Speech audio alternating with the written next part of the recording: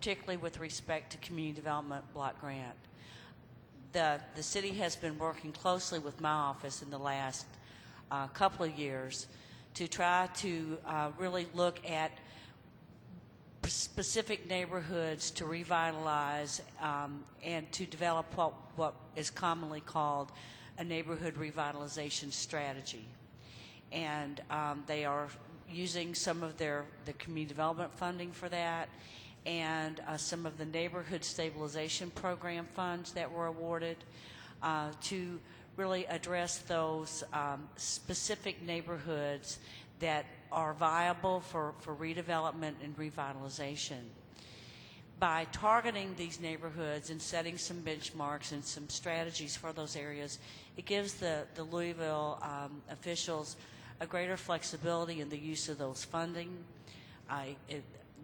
With respect to neighborhood stabilization program, they can assist up to 120% of median income families move back into those homes.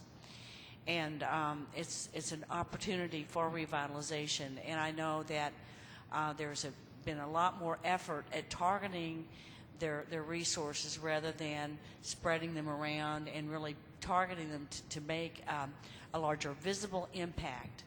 And the communities that do that really do see a greater return on their investment with respect to stabilization of the neighborhood, the health of the communities. And most of the activities that are being questioned here would be eligible in some form or fashion, possibly under the community development program. So it is a tool. It's a tool that is available here. I don't want to call her out, but Tina Heverin is in the room. And so it is an opportunity, and it's an opportunity for people to become engaged. I think it's really important that people be engaged, that they pay attention, and that they really take these issues seriously and voice their opinions and ideas.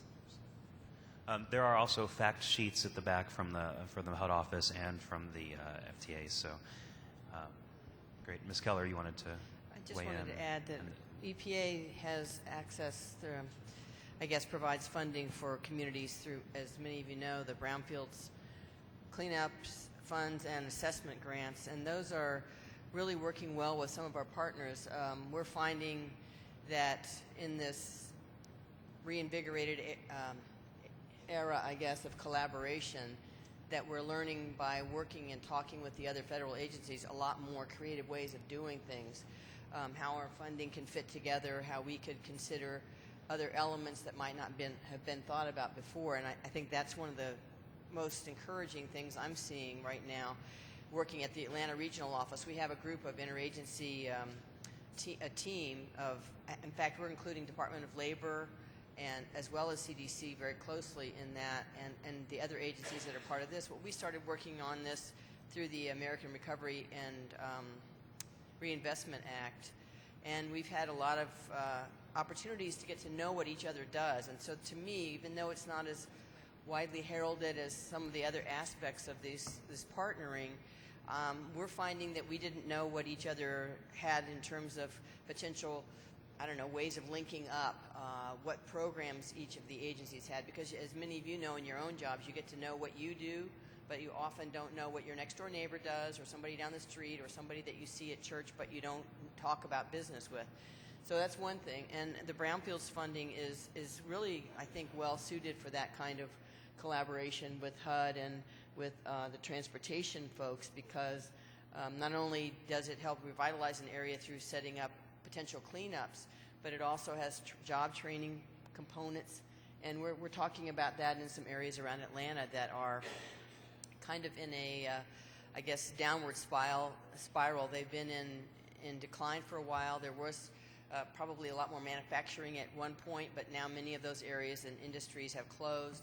There are old rail tracks there, and they're not being used. And so there's a very large project going on in Atlanta that will include all of us here pretty much.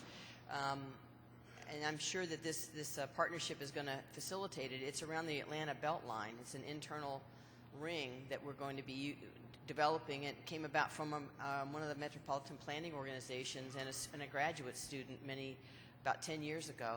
So just as a sort of aside, it's not the obvious, but I think it's maybe one of the ways that we will get more done is that we actually are talking on a regular basis and looking for opportunities for the federal agencies to work with each other and the local agencies and state agencies.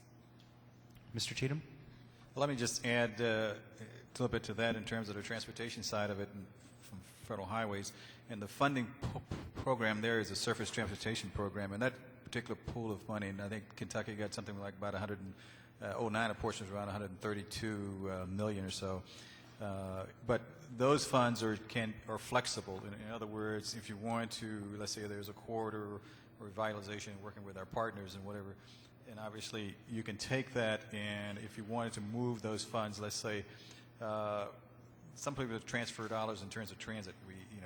It can be done back and forth, and we work with federal FTA in that regard. But bike trails, walkways, communities, those funds can be used to assist in that effort.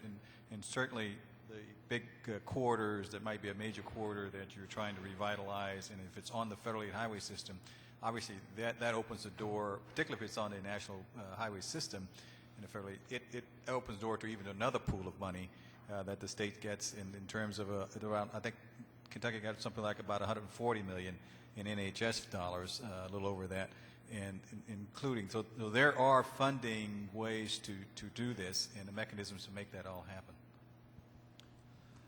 For the person who submitted the question for funding for economic gardening, if you can see me afterwards, I'd like to exchange cards with you, because the EPA Brownfield office has recently partnered with the Parks Department to do just that last year. And I've just been searching on my phone, and I keep plugging in green jobs, green brownfield. I can't think of the name of it, but I have it at the office because I just sent it to the New York City's Million Tree Program. But it does exist, and I can get it to you. We're going to have to move on to our fifth principle here, folks, so we can keep on track here.